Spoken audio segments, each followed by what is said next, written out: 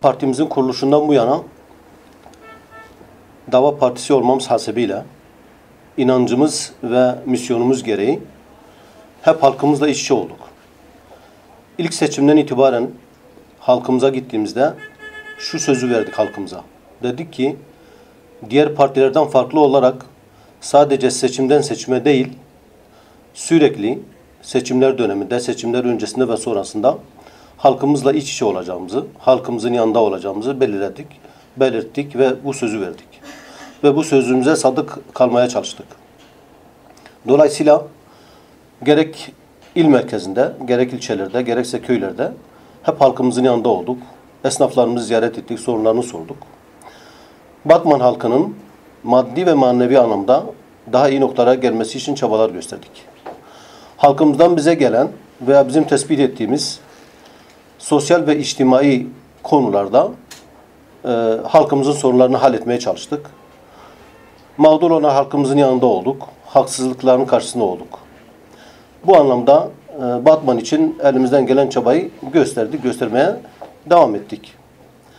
18 Nisan'da alınan erken seçim kararıyla birlikte bizim zaten yoğunlukta olan bu çalışmalarımız daha da bir ivme kazanmış oldu.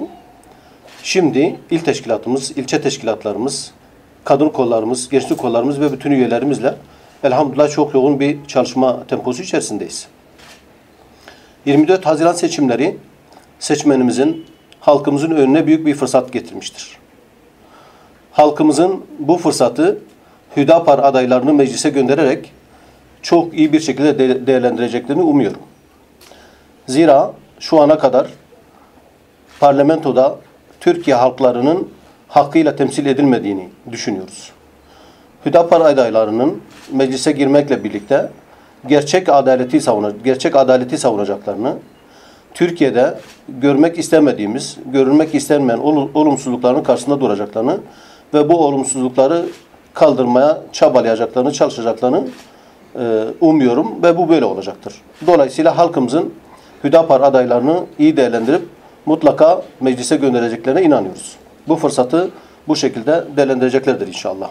24 Haziran seçimleri için dediğimiz gibi yoğun bir çalışma temposu içerisindeyiz. Bu seçimlere adaylık başvuruları ilimiz nezdinde devam etmektedir. Yoğun bir adaylığı talebi bulunmaktadır ilimize.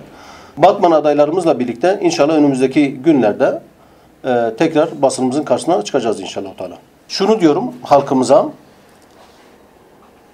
bölge halkı, Türkiye halkı alternatifsiz değildir. Şu ana kadar alışılagelmiş, denenmiş partilere, adaylara mahkum değildir. Gerçekten hakkıyla teslim edecek adresler vardır ve belki en güzel adres, en seçkin adres de Hüdapar'dır diye düşünüyorum ve bunu altını çizerek belirtiyorum. 24 Haziran seçimlerinin sükunet ve huzur içerisinde geçmesini temenni ediyorum. Başta partimize, halkımıza, ülkemize ve memleketimize hayırlar getirmesini umuyorum.